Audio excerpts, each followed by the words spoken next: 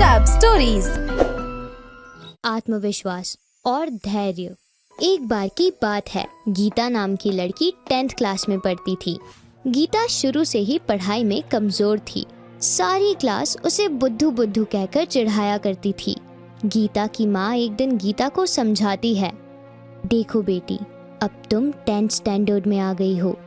इसका जो भी रिजल्ट आएगा वो तुम्हारे करियर के लिए बहुत इम्पोर्टेंट होगा, इसलिए तुम्हें इस बार बहुत अच्छे मार्क्स लाने होंगे। माँ, मैं बहुत कोशिश करती हूँ, लेकिन फिर भी पता नहीं क्यों मेरा मन ही नहीं लगता पढ़ाई में। तभी गीता के डैड वहाँ आते हैं और गीता से कहते हैं, देखो बेटा, हम उन पेरेंट्स में से नहीं जो अपने बच्चों पर अच्छे मार्क्स लाने का प्रेशर डालते हो। हम जानते हैं कि तुम पूरी कोशिश करती हो, लेकिन ये 10th क्लास है और जैसा कि तुम्हारी माँ ने कहा, ये तुम्हारी लाइफ में काफ़ी मैटर करता है। इस बारे में तुम्हें कुछ सोचना होगा। हमारी जो हेल्प चाहिए तुम बता देना। तुम्हें कोचिंग की ज़रूरत है तो हम होम ट्यूटर लगवा लेते हैं। ओके, आप जैसा ठीक समझें।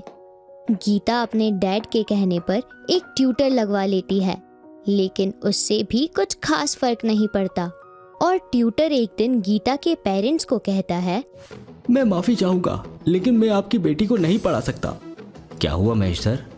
क्या इसने कुछ कहा आपसे? क्या फीस का कोई इशू है? आप कहें तो हम फीस बढ़ा देते हैं। जी नहीं, ना तो फीस की कोई दिक्कत है और न ही गीता ने ऐसा कुछ कहा है मुझे। दरअसल बात यह है कि आपकी बेटी पढ़ाई में हद से ज़्यादा कमज़ोर है। मैंने अपने करियर में इतना कमज़ोर बच्चा पहली बार देखा है। मैं उसे कहाँ से सिखाना शुरू करूँ ये समझ में ही नहीं आ रहा। सर, बच्चे पढ़ाई में कमज़ोर होते हैं तभी तो ट्यूटर को जिम्मेदारी दी जाती है, और आप ही ऐसा कहेंगे तो कैसे चलेगा? मैं समझ रहा हूँ आपकी बात, लेकिन गीता को बेसिक नॉलेज भी नहीं है अपने सिलेबस का। ऊपर से हैंडराइटिंग तो इतनी खराब है कि कई बार उसे ही ठीक से समझ में नहीं आता जो उसने खुद लिखा है। माफ़ी चाहूँगा, आप किसी और को देख लीजिए, मैं नहीं पढ़ा सकता। ये कहकर ट्यूटर चला जाता है। गीता को ये सुनकर बहुत बुरा लगता है और वो ठान लेती है कि बिना किसी ट्यूटर के ही वो अपनी पढ़ाई करेगी और अपनी इस कमजोरी को हरा कर दिखाएगी। वो दिन रात एक कर बहुत मेहनत से पढ़ाई करती है और फर्स्ट टर्म की एग्जाम का समय आ जाता है। कल से आपके एग्जाम स्टार्ट हो रहे हैं, अच्छे से एग्जाम देना। Okay Geeta? Yes ma'am. All the best. इतना कहकर टीचर वहाँ से चली जाती है। टीचर के जाते ही बच्चे गीता का मजाक उड़ाने लगते हैं। सुना दोस्तों, बुद्धू जी ने खूब मेहनत की है ABCD याद करने में। अरे ABCD नहीं, CBDA याद करने में, क्योंकि ये तो ABCD भी गलत ही याद करेगी ना। यार गीता, तुम ये कर कैसे लेती हो? मतलब मैं जानबूझकर भी इतना बेवकूफ बनना चाहूँ तो भी नहीं बन सकता जितनी तुम हो। रोहन, तुम इसकी इतनी इंसल्ट मत किया करो यार। देखो तो बेचारी का चेहरा कैसी रोतली शक्ल हो गई है। किसने कहा मैंने गीता की बेइज्जती की है? मैंने तो बेइज्जती की गीता कर दी। शिकायत तो बेइज्जती को होनी चाहिए। गीता को क्लासमेट्स की इंसल्ट बर्दाश्त नहीं होती और वो रोती हुई जाकर प्रिंसिपल से उनकी शिकायत करती है। मैम, रोहन और रिंकी मेरा बहुत मजाक उड़ाते हैं। उन्होंने आज भी मेरा बहुत मजाक उड़ाया है। मैं अपनी पूरी कोशिश कर रही हूँ अच्छे से पढ़ाई करने के लिए, लेकिन फिर भी सब मेरे पीछे ही पड़े रहते हैं। देखो गीता बेटा, मैं सब जानती हूँ और इस स्कूल की प्रिंसिपल होने के नाते मैं चाहूँ तो अभी रोहन और रिंकी को खूब डांट लगा सकती हूँ, लेकिन मैं ऐसा करूँ उससे पहले तुमसे कुछ बात कहूँगी।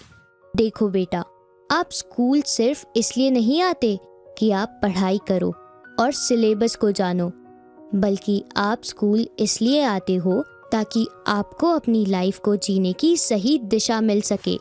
मान लो कि आप आगे चलकर कोई ऐसा प्रोफेशन चुनते हो जिसमें बहुत पढ़े लिखे होने की ज़रूरत नहीं, फिर भी आपके पढ़े लिखे होने से आपके प्रोफेशन में बहुत फ़ायदे होते हैं। वो कैसे मैम? वो ऐसे कि एजुकेशन आपके सब्जेक्ट की इन्फॉर्मेशन सिखाता है। अब ये जो इन्फॉर्मेशन है, इसे आप कितनी ले पा रहे हो या कह लो कि कितनी समझ पा रहे हो, उस पर डिपेंड करता है। तुम खुद सोचो, टीचर सारे बच्चों को समानता से पढ़ाते हैं, फिर क्यों कुछ बच्चे टॉप करते हैं तो कुछ बच्चे फेल हो जाते हैं? क्योंकि वो एजुकेशन के प्रिंसिपल को समझ नहीं पाते। एजुकेशन सिर्फ सिलेबस नहीं होता, उसमें 2 चीजें और होती हैं जो किसी भी सब्जेक्ट में पढ़ाई नहीं जाती, लेकिन वो सबके लिए जरूरी होती हैं। ऐसी कौन सी 2 चीजें हैं मैम? वो 2 चीजें हैं आत्मविश्वास और धैर्य। तुम सबसे पहले कॉन्फिडेंट हो जाओ और पेशेंस के साथ अपने टारगेट की तरफ बढ़ो। डजंट मैटर कि रिजल्ट क्या आएगा, बस तुम्हें अपना 100% देना है और कुछ नहीं सोचना है। अगर तुम ऐसा कर पाई तो सब अच्छा ही होगा। तो अब बताओ क्या करना चाहिए रोहन और रिंकी के साथ? मैम, उन्हें मैं अपनी मेहनत से जवाब दूंगी। ये हुई ना बात। प्रिंसिपल मैम की बात को गीता समझ गई थी। उसने आत्मविश्वास और धैर्य को अपने जीवन में लाने का मन बना लिया था। अगले दिन वो फर्स्ट टर्म के एग्जाम देने जाती है और कुछ दिन में एग्जाम्स पूरे हो जाते हैं। अब रिजल्ट की बारी थी। गीता रिजल्ट बोर्ड पर अपना नाम ढूंढने लगती है, लेकिन जब गीता को अपना नाम दिखता है तो उसके आगे फिर से फेल लिखा हुआ था। ये देखकर गीता को बहुत दुख होता है, लेकिन तभी उसे प्रिंसिपल मैम की बात याद आती है और याद आता है कि यही वो समय है जब उसके आत्मविश्वास और धैर्य की परीक्षा है। अपने आंसुओं को पोंछते हुए गीता घर आती है और आईने के सामने जाकर खुद से कहती है, कोई बात नहीं, मैं फिर से कोशिश करूंगी, फिर से अच्छे से पढ़ूंगी, हार नहीं मानूंगी, खूब मेहनत करूंगी और पेशेंस रखूंगी। मुझे जीतना है और मैं जीतूंगी। हाँ, मैं बिल्कुल जीतूंगी।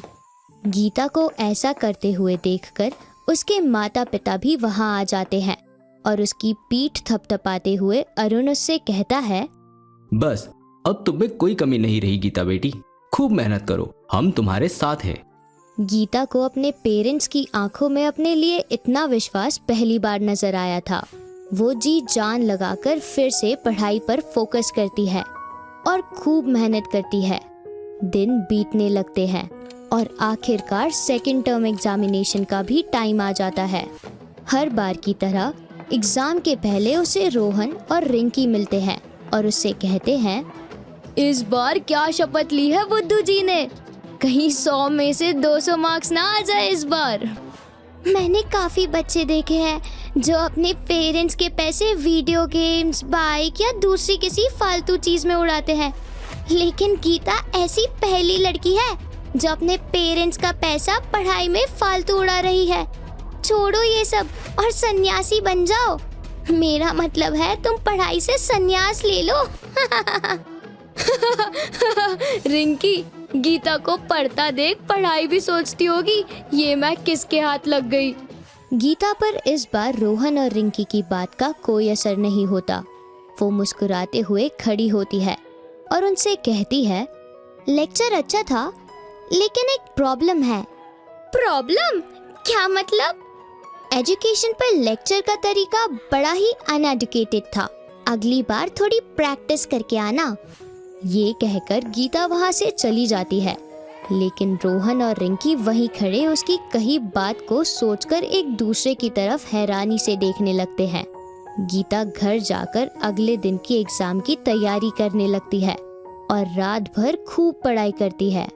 वो सारे एग्जाम्स में ऐसे ही करती है, जिस वजह से उसे रात भर जागने से एग्जाम में नींद आने लगती है और वो सही से अपना एग्जाम नहीं दे पाती और हर बार की तरह फिर से फेल हो जाती है।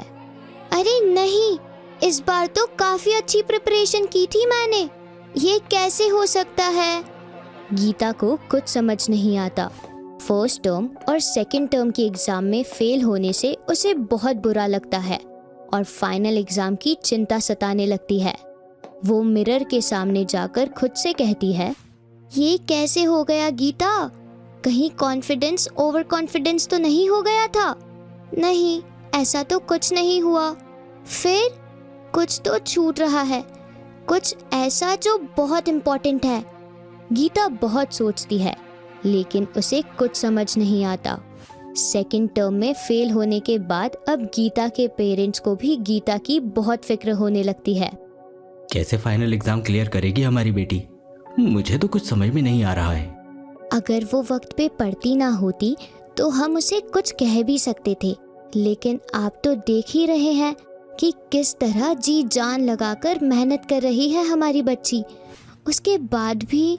इतना कहकर रोहिणी की आंखों से आंसू छलक पड़ते हैं और अरुण उससे कहता है, ये तो मैं भी कह रहा हूँ कि मुझसे उसका दुख देखा नहीं जाता। उसने क्या कुछ नहीं किया पास होने के लिए, अच्छे मार्क्स लाने के लिए, लेकिन ना जाने क्यों फेलियर उसका पीछा ही नहीं छोड़ रहा। लेकिन एक चीज़ है, मुझे ऐसा लगता है कि अब उसके अंदर पहले से कुछ अलग बात है जो मुझे उम्मीद देती है कि वो फाइनल एग्जाम में ज़रूर सफल होगी। उसके नज़रिए में एक बड़ा सा बदलाव देखा है मैंने।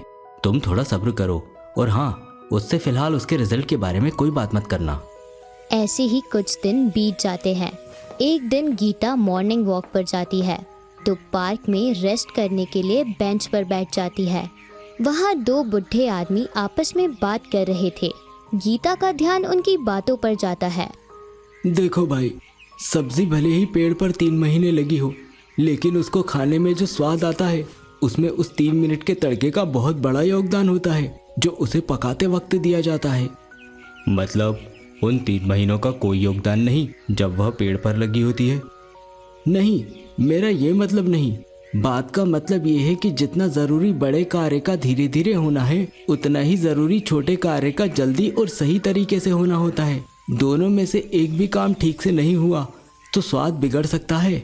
अब इसे खाने में समझ लो या जीवन में, बात तो एक ही है।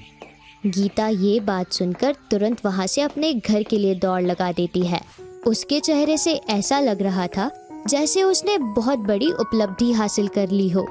उत्साह से भरी गीता अपने कमरे में जाती है और अपनी नोटबुक खोलकर उसमें कुछ लिखना शुरू कर देती है और खुद से कहती है, मिल गया जवाब। मैं अब तक पूरे साल मेहनत करती थी, लेकिन रिजल्ट तो मेरी एग्जाम शीट के अकॉर्डिंग आता था और एग्जाम के उन 3 आवर्स में मैं उतनी एनर्जेटिक नहीं होती थी जितना पढ़ते वक्त होती हूँ, क्योंकि एग्जाम के पहले मैं रात भर पढ़ती हूँ और सुबह होते होते पूरी तरह से थक जाती हूँ। यानी रिजल्ट आता है उन 3 घंटों में, वो भी थकी हुई गीता का, ना कि साल भर एनर्जी से पढ़ने वाली गीता का। उन बुजुर्गों की बात से अगर मैं अपनी सिचुएशन को मैच करूँ तो मेरी साल भर की पढ़ाई पेड़ पर लगी उस सब्जी की तरह है जो 3 महीने पेड़ पर लगती रहती है, और एग्जाम के 3 आवर्स ऐसे हैं जैसे उस सब्जी को पकाया जा रहा हो। यानी मैं अब तक अपनी स्टडी में कमी तलाश रही थी, लेकिन फॉल्ट तो एग्जाम देने के तरीके में है। गीता अपनी स्ट्रैटेजी को चेंज करती है और एग्जाम के उन 3 आवर्स में क्या करने वाली है उसकी प्लानिंग के हिसाब से सारी तैयारी करती है। दिन बीतने लगते हैं और फाइनल एग्जाम का वक्त आ जाता है।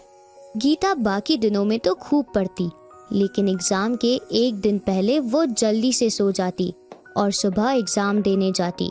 वो एग्जाम में पूरी तरह से एनर्जेटिक रहती और अपनी की हुई तैयारी के हिसाब से उन 3 आवर्स में सारे क्वेश्चंस को अटेंड करती। ऐसे ही वो सारे एग्जाम्स में करती। कुछ दिनों बाद रिजल्ट का दिन आता है।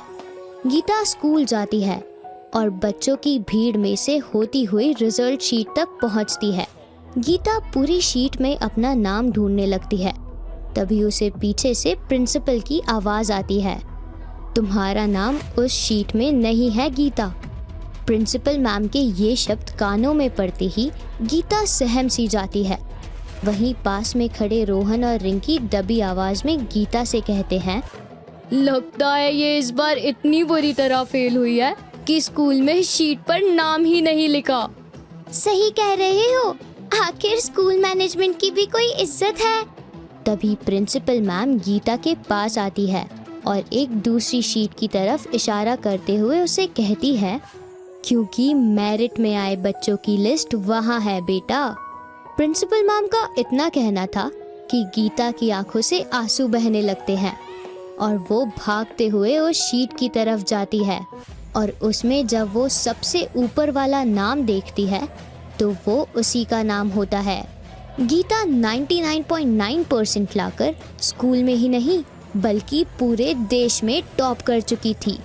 खुशी से रोती हुई गीता प्रिंसिपल मैम के गले लग जाती है और बहुत रोने लगती है और उनसे कहती है, मैं समझ गई हूँ मैम, जिंदगी में आत्मविश्वास और धैर्य ये 2 चीजें ऐसी है जो हमें सिर्फ समय ही सिखा सकता है। बिल्कुल बेटा, लेकिन समय भी सिर्फ काबिल लोगों को ही चुनता है। तो दोस्तों, इस कहानी से हमें ये सीख मिलती है कि जैसे गीता को अपने ऊपर पूरा आत्मविश्वास था और उसने धैर्य से काम लिया और सफलता हासिल की, वैसे ही हमें भी जीवन में कभी भी हार नहीं माननी चाहिए और किसी भी काम को पूरे आत्मविश्वास और धैर्य के साथ करना चाहिए। कहानी अच्छी लगी है तो इस वीडियो को लाइक और शेयर कीजिए और कमेंट करके भी बताइए कि आपको ये कहानी कैसी लगी। मिलते हैं आपसे अगले वीडियो में। धन्यवाद।